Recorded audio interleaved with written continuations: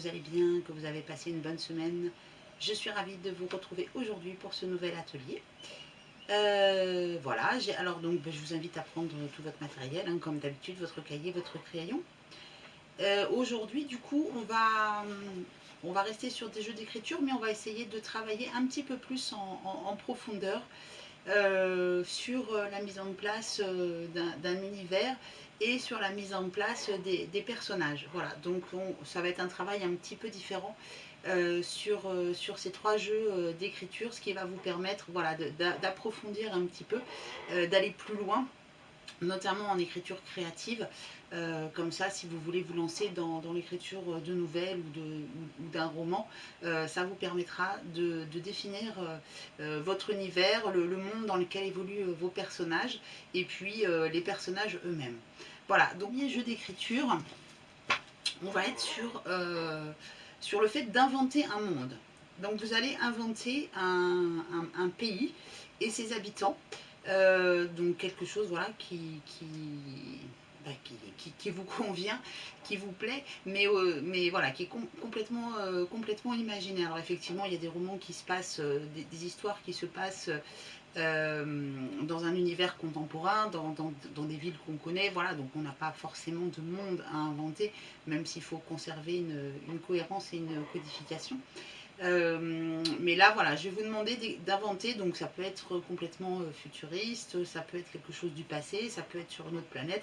Voilà, vous inventez un monde euh, avec toutes les caractéristiques de ce monde. Donc ce sera à vous voilà, de noter dans cet exercice en fait, hein, de bien détailler donc les caractéristiques géographiques, la situation des lieux, le climat, les reliefs éventuellement, et puis toutes les richesses naturelles qui peuvent exister dans cet univers, dans ce monde.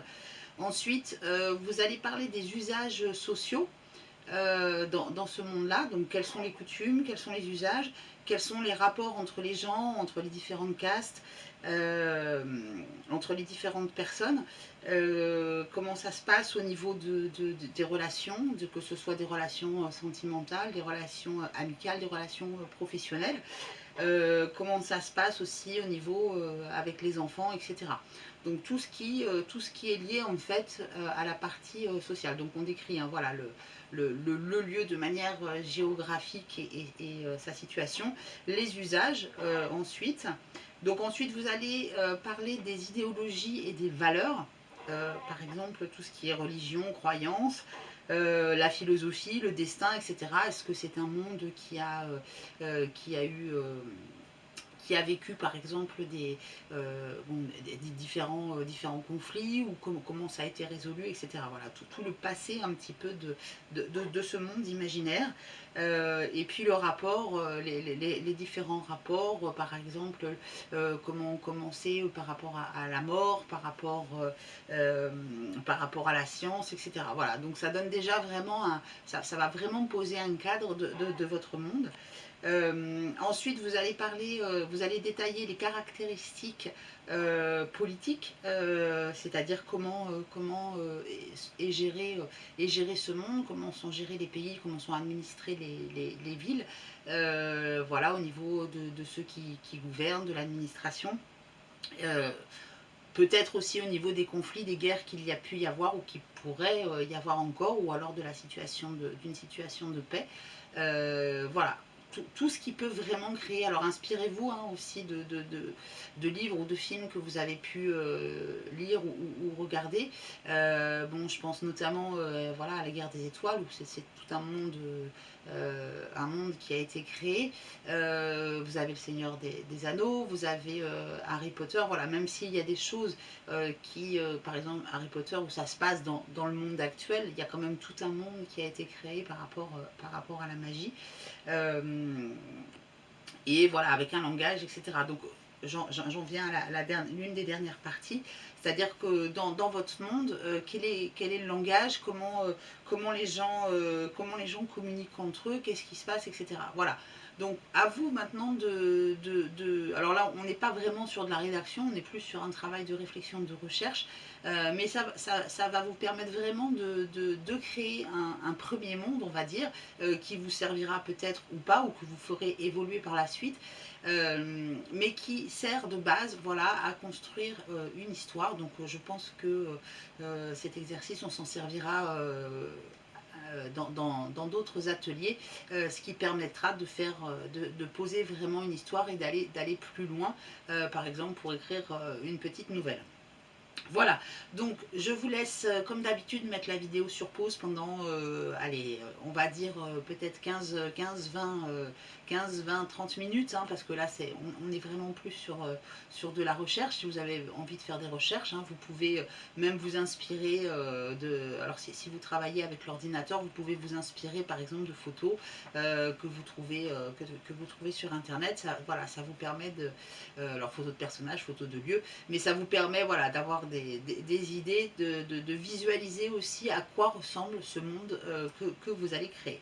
Voilà, donc vous mettez la vidéo sur pause, hein, donc là peut-être un petit peu plus longtemps, on va dire entre 15 et 30 minutes. Si vous souhaitez, vous pouvez bien évidemment poster le texte qui reprend toute la description de votre monde dans les commentaires sous cette vidéo, ou sinon dans le canal des ateliers d'Aël sur Telegram. Donc moi je vous dis à tout à l'heure, bonne écriture et puis bonne recherche.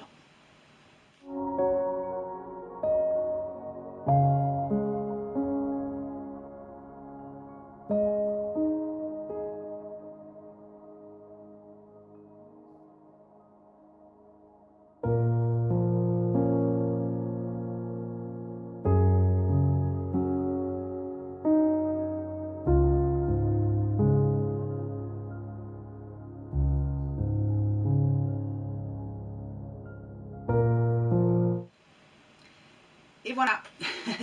Donc maintenant que vous avez créé un premier monde, déjà vous avez les différents points à rechercher, hein, quand vous serez amené à créer d'autres mondes pour vos différents écrits.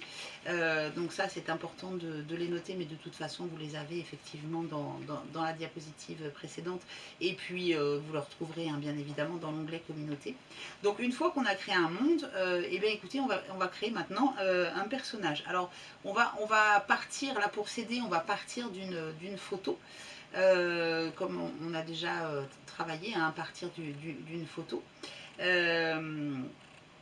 Et là, vous allez du coup, non pas nécessairement écrire ce que vous inspire cette photo pour écrire tout de suite quelque chose d'imaginaire ou de créatif. On va plus travailler sur le personnage en lui-même.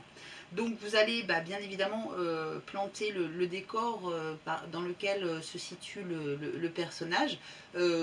Après, à vous de voir si vous pouvez faire un lien ou non avec le monde que vous avez créé précédemment. Mais s'il n'y a pas de lien, c'est pas grave du tout, hein. Le but, c'est vraiment, voilà, de travailler sur le personnage. Et là, vous allez ensuite réfléchir justement à ce personnage. Donc vous allez voilà, donc planter le décor. Quel est le problème que rencontre le personnage? Comment va-t-il réussir à le résoudre? Quelles sont les personnes qui vont l'aider? Quelles sont les personnes qui, au contraire, vont lui faire obstacle? Qu'est-ce qui peut se passer à la fin? Est-ce que le problème est résolu? Et qu'est-ce que ça a changé ou non dans sa vie? Et comment lui a évolué? Voilà. Donc tous ces points sont importants à travailler pour justement bien créer votre personnage. Quand vous serez amené à écrire, que ce soit des nouvelles, des contes ou un roman, il est important en fait que vous connaissiez, j'ai envie de dire, sur le bout des doigts tous vos personnages, même si tous les éléments que vous aurez notés, sur lesquels vous aurez réfléchi, ne vous serviront pas purement et simplement dans votre texte, hein, vous n'allez pas tout mettre, hein, dans un roman bien évidemment on ne fait pas un listing de tout le personnage, mais c'est important que vous sachiez exactement qui il est, ce qu'il fait, quel est son problème, comment il le résout, etc. Ce qui vous permet, vous, dans votre écriture ensuite, de pouvoir, voilà, de pouvoir l'amener là où il doit aller, en étant toujours, toujours cohérent par rapport à ce que vous avez défini au départ. Voilà, donc ce que vous pouvez aussi noter comme question, c'est ben, voilà, qui est cette personne, où vit-elle, à quelle époque vit-elle, qu'est-ce qu'elle ressent, pourquoi. Et puis là, en l'occurrence, donc, vous pouvez dire bah, pourquoi se trouve-t-elle à cet endroit. Voilà, essayez de voir un petit peu tout ce qui peut concerner ce personnage, alors en partant hein, de la photo en question. Voilà, tout ce qui peut concerner ce personnage, tout ce qu'il a pu vivre avant, tout ce qui le bloque aujourd'hui, tout ce qu'il doit résoudre et comment il avance dans l'histoire et comment il évolue. Voilà, donc pareil, hein, comme pour l'exercice précédent, on n'est pas vraiment sur de la rédaction pure, on est vraiment plus sur un travail de recherche et pour approfondir vraiment les détails de votre personnage.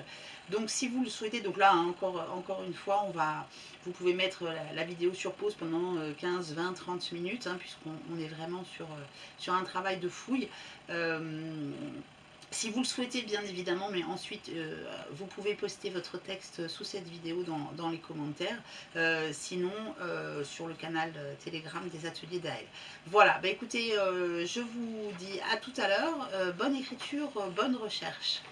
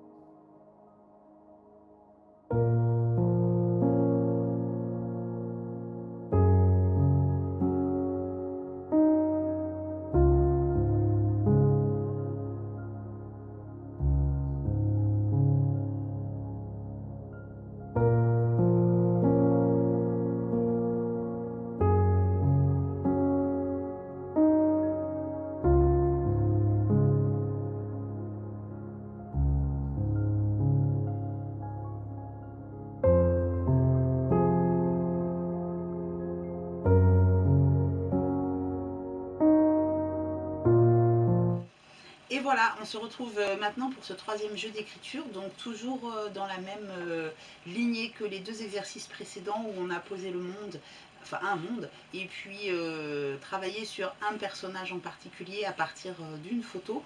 Là, on va rester aussi sur un personnage. Et donc là, il n'y a pas de photo. Le personnage en question, c'est une jeune femme qui est assise à la terrasse d'un café. Voilà, vous avez donc la personne, hein, c'est cette femme, qui est assise à la terrasse d'un café. Donc vous avez le lieu et donc l'environnement. Et donc ce qui va être intéressant là de travailler, c'est de se dire, voilà, qu'est-ce qui... donc déjà, moi, je vous ai dit que c'était une jeune femme. Mais qu'est-ce qui vous fait dire que c'est une jeune femme? Là, vous allez décrire, en fait, hein, visualisez la scène, imaginez-la. Vous allez la décrire, et donc, qu'est-ce qui fait dire que c'est une jeune femme? Qu'est-ce qu'elle fait? Donc, on va imaginer qu'elle attend de quelqu'un, par exemple. Quels sont les détails qui peuvent faire comprendre au lecteur qu'elle est en train d'attendre? Vous voyez, par exemple, regarder sa montre ou tourner avec un petit peu d'agacement sa cuillère dans son café, regarder alentour. Voilà, tous ces détails en fait qui montrent qu'elle attend. Donc, qu'est-ce qui fait qu'on voit que c'est une jeune femme? Qu'est-ce qui fait qu'on voit qu'elle attend? Comment elle se sent? Comment est aussi l'environnement? Est-ce qu'il fait beau? Est-ce que le temps est couvert? Est-ce qu'on est au printemps, en été, à l'automne, peut-être en hiver, pourquoi pas? Qui attend-elle? Donc on va la décrire aussi, hein, est-ce qu'elle est brune, blonde? Comment sont ses vêtements? Et voilà, donc je reviens sur le fait que qu'elle attend. Pour faire comprendre qu'elle attend, vous pouvez utiliser des différents éléments et notamment ce qu'elle doit ressentir. Par exemple, si c'est son amoureux qu'elle attend, et ben elle va se recoiffer, se remaquiller éventuellement en se regardant dans le miroir de son sac. Si c'est un rendez-vous d'affaires, elle sera avec son dossier par exemple, ou elle relira ses notes.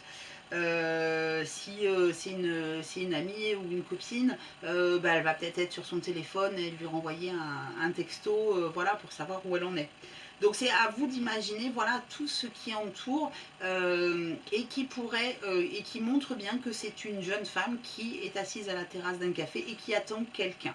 Voilà, donc on entre un petit peu dans une des techniques de l'écriture qui s'appelle en anglais le show but and don't tell, c'est-à-dire montrer et ne pas dire.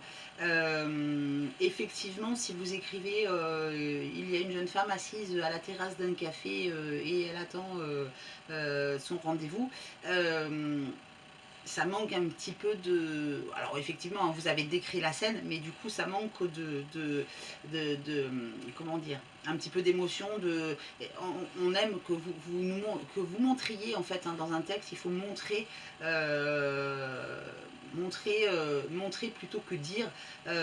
Donc vous allez voilà, parler de sa coupe de cheveux, de comment elle est habillée, etc. On verra tout de suite bah, voilà, si elle a les cheveux blonds.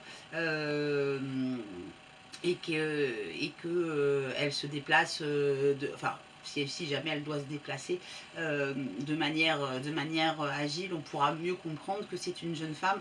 Si vous dites effectivement que c'est une femme aux cheveux gris avec une canne qui peine à se déplacer, vous voyez, on fait tout de suite la différence entre le fait que ce soit une jeune femme ou une femme d'un certain âge.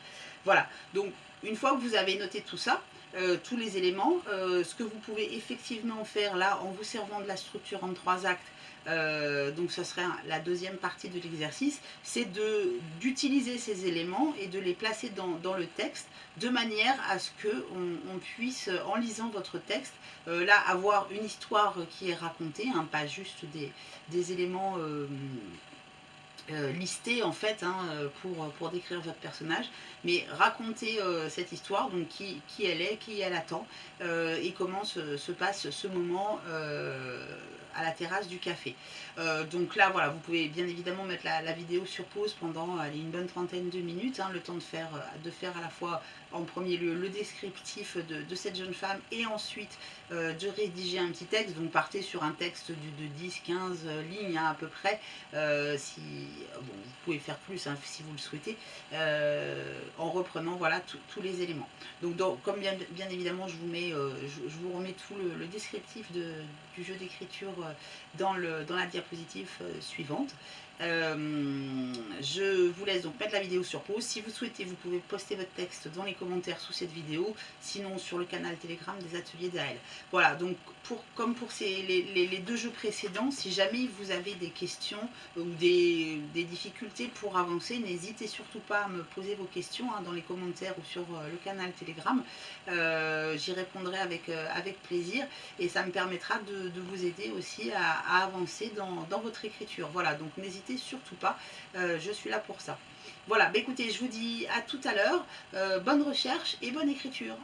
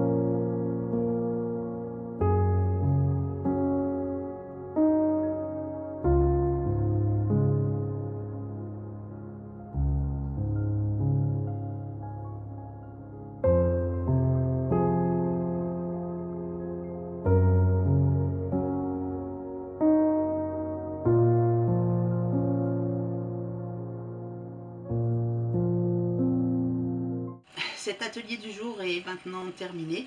J'espère que ça vous a plu, que cette nouvelle façon d'aborder l'écriture vous convient.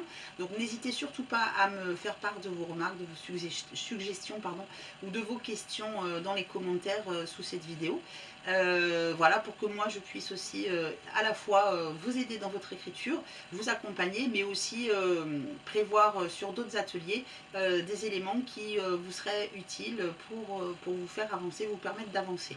Voilà, n'hésitez pas aussi, vous pouvez me rejoindre sur mon site roman-révélateur.com sur lequel, en vous abonnant à la newsletter, vous allez recevoir un guide en cadeau, donc il y a un peu plus d'une centaine de pages avec tout un tas de conseils et techniques et astuces pour vous aider à démarrer dans l'écriture de votre livre. N'hésitez pas, hein, si vous avez des questions, surtout à me contacter. Et puis, donc bien sûr, abonnez-vous hein, à la chaîne si ce n'est pas déjà fait. Activez la cloche des notifications pour être informé du prochain atelier. Si vous avez aimé, n'hésitez pas à mettre un petit pouce en l'air. Et puis, moi, je vous souhaite un très très bon week-end. Continuez bien à faire courir votre plume sur votre cahier, à écrire. Servez-vous hein, de tous ces exercices, quitte à les refaire, à les retravailler, notamment sur le monde ou même sur le personnage qu'on a travaillé en photo ou sur cette femme au café. À vous de... Voilà, hein, parce que le thème... le thème est peut-être le même au départ, mais vous pouvez partir dans plein de directions différentes. Et donc, du coup, ça vous permet de travailler, vous, votre écriture. Voilà, en tout cas, moi, j'ai été ravie de passer ce moment avec vous.